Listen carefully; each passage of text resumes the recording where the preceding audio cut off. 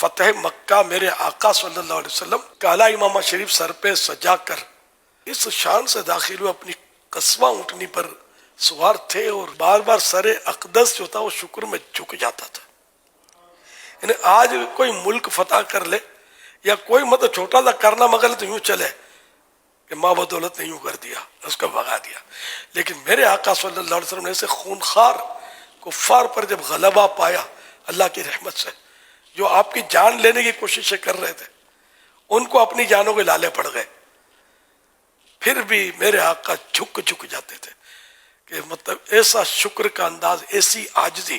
کہ دنیا بھر کی عاجزیاں ان کے قدموں کے ناخن پر قربان میرے آقا کے، ایسی عاجزی کے ساتھ مطلب آپ مکہ مکرمہ میں داخل ہوئے۔ یار دل ہل گیا میرا یار یہ چیزیں پڑھ کے، یار کہ ہم لوگ جو ہے یار کیا مطلب بیچتے کیا یار، مطلب اتنا پھول جاتے ہیں کچھ ہم سے کارنامہ انجام ہو جائے تو کہ یہ میرا کارنامہ ہے، کبھی بھی مت سمجھنا کہ میرا کارنامہ ہے۔ آپ نے نوٹ کیا ہو کبھی میں اس طرح کی باتیں دعوت اسلامی کے شروع کی کرتا ہوں تو بارہا میں کہتا ہوں کہ میرے رب کا کرم ہے،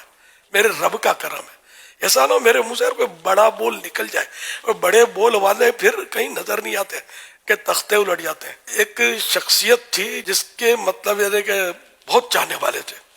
اور نمازیوں کی اتنی بھیڑ ہوتی تھی، خاص کر عید میں روڈ بھر جاتا تھا، اتنا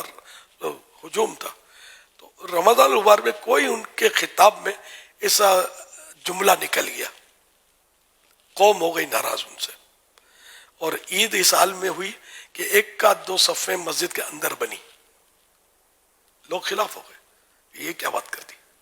تو یوں بڑا بول کبھی بھی نہیں بولنا چاہیے، اور بھی بڑے بول والوں کے انجام میں نے دیکھے ہیں کہ یوں چاند چڑھتا ہے، یوں چڑھتا ہے اور پھر یوں ٹھکاک کر کے نیچے گرتا ہے، اور وہ یا گمنام ہو جاتے ہیں یا جیتے جی اتے سے رہ جاتے ہیں، یہ بھی ہوتا ہے، لوگ بھاگ جاتے ہیں۔ جیسے لیڈر ہوتا ہے نا عام طور پہ بڑا آدمی، بڑا مقرر، یا جو بھی مطلب فیلڈ میں آپ کسی کو بڑائی جس کو ملتی ہے نا دنیا میں، اور لوگ خوب واہ واہ کرتے ہیں اور نعرے لگائیں گے، تو اس کو اپنے آپ کو سنبھالنا بڑا مشکل ہو جاتا ہے۔ ایسے آدمی کو اپنے آپ کو کنٹرول کرنا یہ بہت مشکل ہوتا ہے، نفس و شیطان اس کے ساتھ لگے ہوتے ہیں، اور اس کو جتنا شیطان گرانے کی کوشش کرے گا نا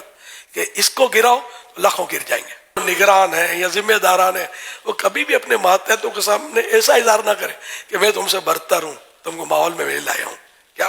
میرے سامنے زبان نکالتا ہے؟ نہیں،